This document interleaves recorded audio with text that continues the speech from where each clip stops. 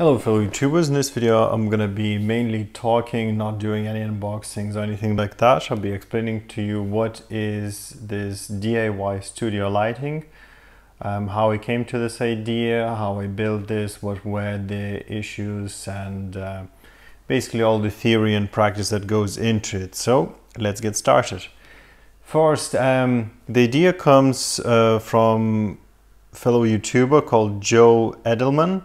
And he was doing a DIY fluorescent photography studio lighting videos. He started with 2 videos at first, then he added another video to explain the differences between newer bulbs.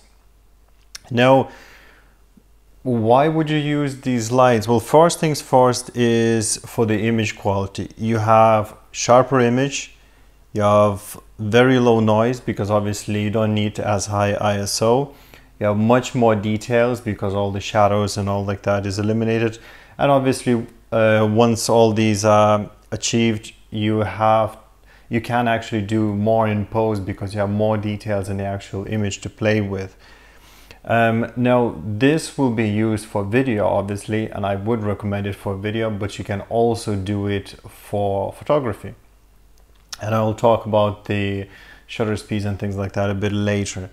Now, is this setup any good, and am I happy or not? Well, I'm gonna go through rattling through the video, and you'll have to decide for yourselves. Now, here's some theory and DIY bits. First things first, how these lamps works. Well, scientifically, there's an electrode, there's gas, there's mercury, photons, and phosphorus. None of these things are good for you, but they're all inside of the bulb.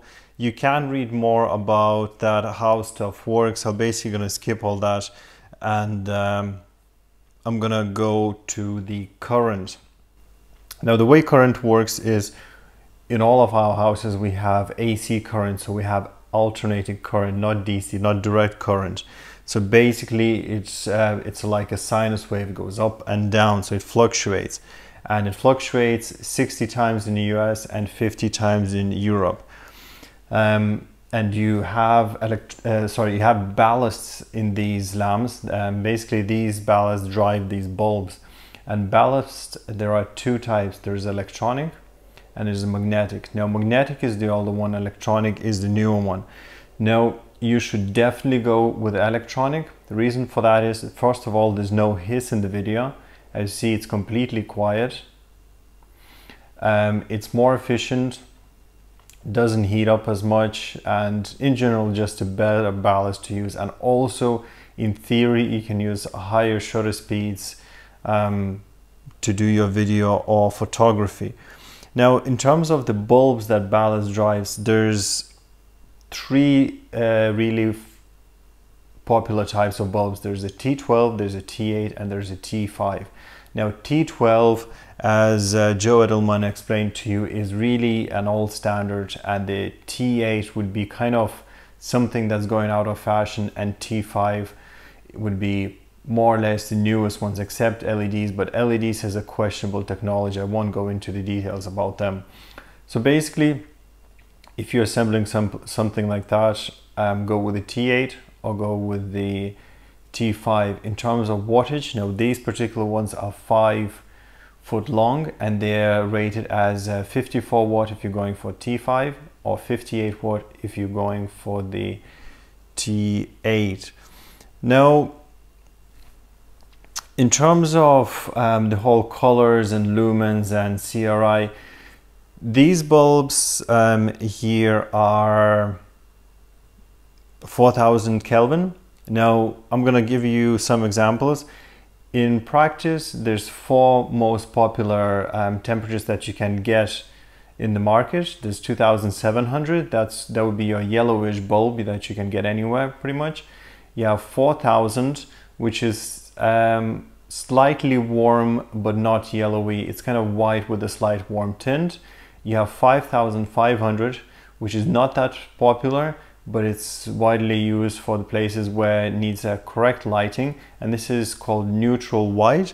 And you have 6500, which is more into blue end of the spectrum, but once again Once you're filming with the camera, you can actually adjust your white balance in the camera, and the camera will adjust to it, so you won't really probably notice too much.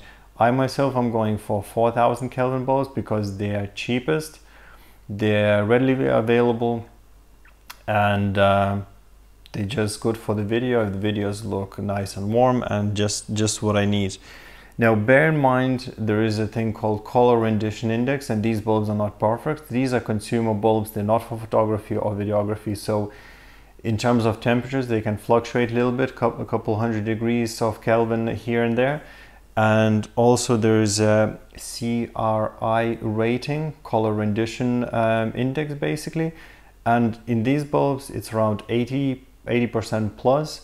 If you're getting 5500 Kelvin bulbs, usually they are color rendition index above 90, sometimes up to 95. What that means is your colors in the videos and pictures would be a bit more accurate, and especially if you are doing prints and you want to work with prints, ideally work with 5500 Kelvin and as high color rendition index as you can. Obviously bulbs will be 5-6 times more expensive than the standard T8 or T5 or 4000 or 6500 Kelvin.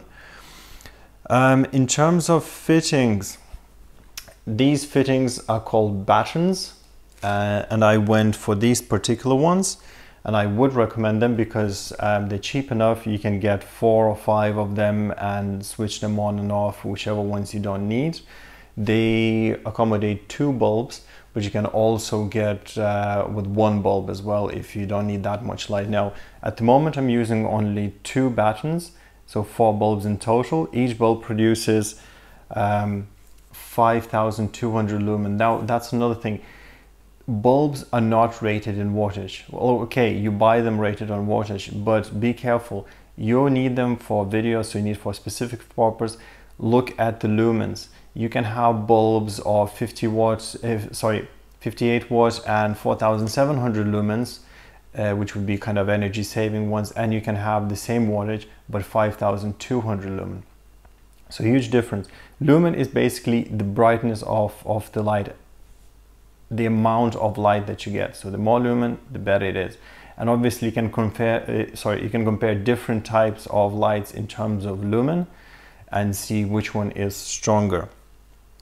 So yeah, fittings would be battens, and they are double battens for the 2 bulbs, and these are really easy to get, they're really cheap, so it's really affordable setup. And they do come with a ballast, by the way. You don't need to buy ballast. Usually they do come with electronic ballast. Just when buying them, make sure it's quality products. In terms of the stand now, obviously these bulbs and battens come like that, so you can lie them down or put them against something. But in practice, it would be best to put them on the stands like I have them here. Now you can see another video where I did IKEA product DIY setup basically for photography, and I used the very same lamp stands. They're floor lamps. These are very cheap, very inexpensive lamps at IKEA. Basically you can go for the cheapest floor lamps that you can find, remove the top bit and use the stands as basically something to support your lights, and just cable tie them, simple as that.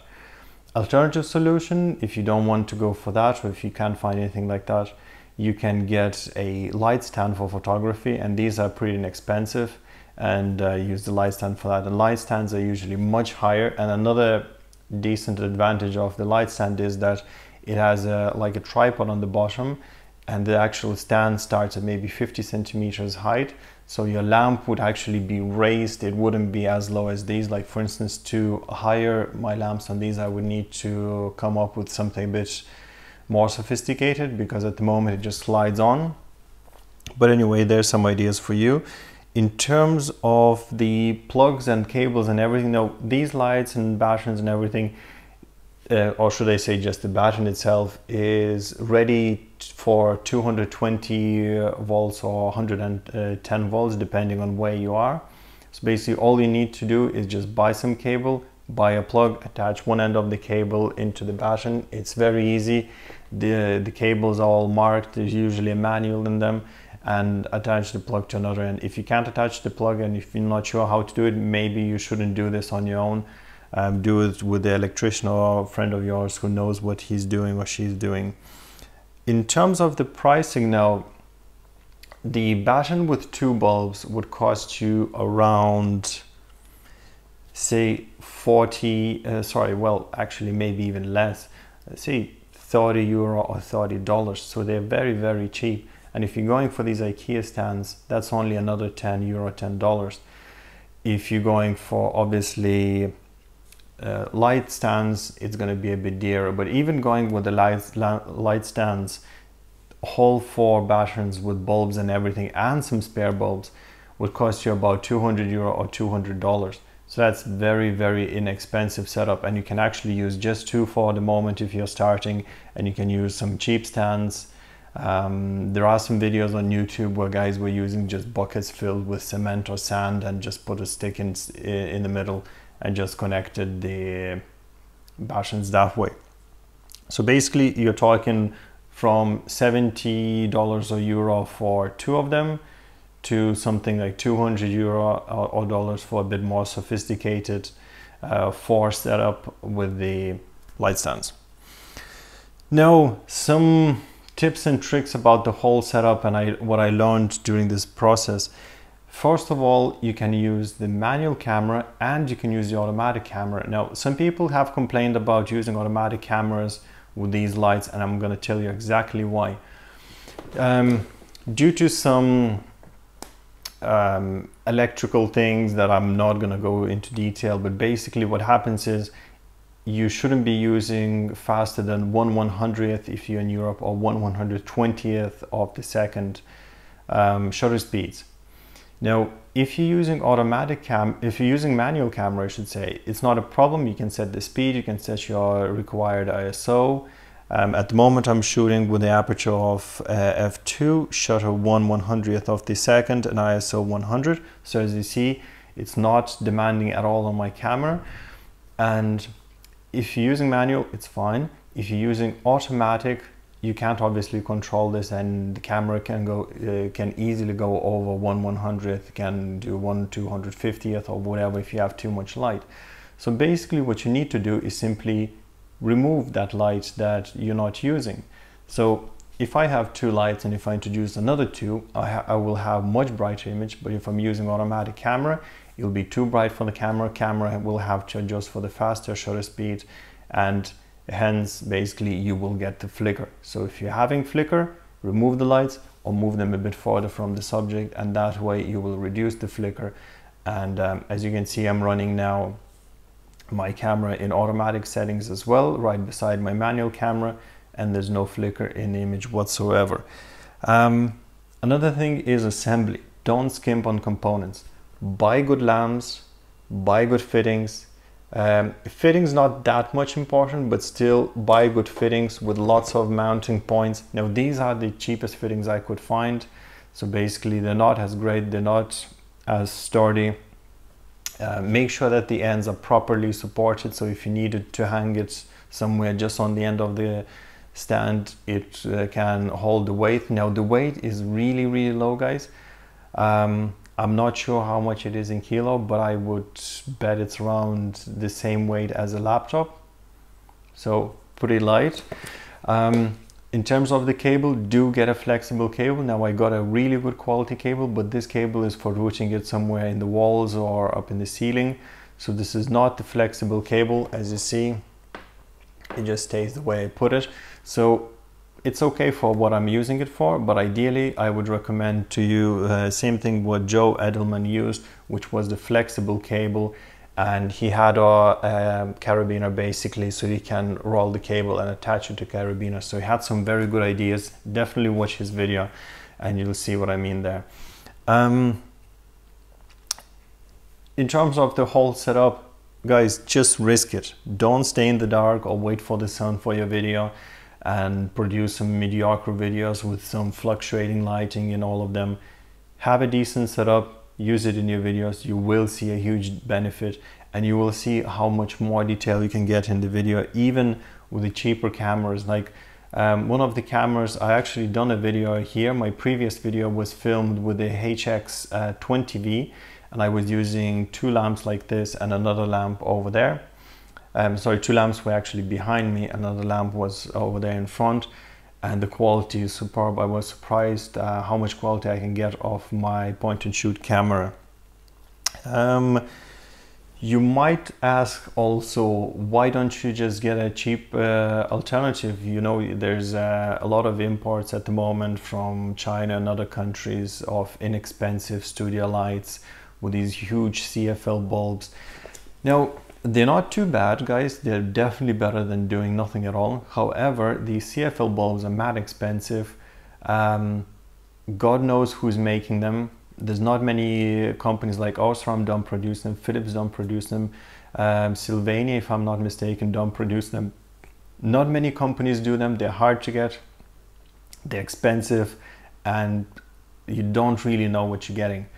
In these type of bulbs, they're readily available everywhere.